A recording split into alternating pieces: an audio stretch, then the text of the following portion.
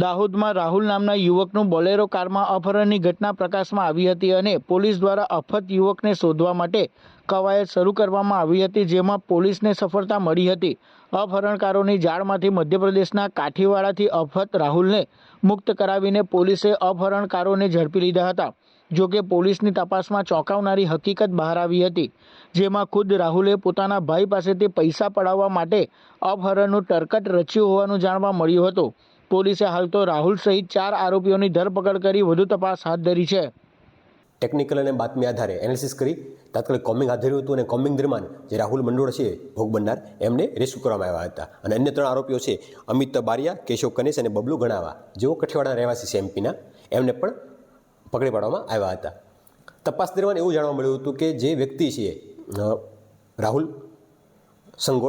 સંગોડ પોતે પણ આર્થિક જરૂરિયાત હોય, એમણે એના બધા મિત્રો છે એમની સાથે મળી અને પોતાનું અપહરણ થયું હોવા બાબતનું ખોટી બનાવટ કરી હતી અને એના દ્વારા એ પૈસા મેળવવા માગતો હતો. આમ જે માણસનું અપહરણ થયું હતું એ પોતે પણ કાવતરામાં સામેલ હોય એ પ્રકારનું જણાયા આવતા પોલીસે એમને પણ અટક કર્યો છે અને એમના વિરુદ્ધ પણ કાયદેસરની કાર્યવાહી હાથ ધરવામાં આવી છે.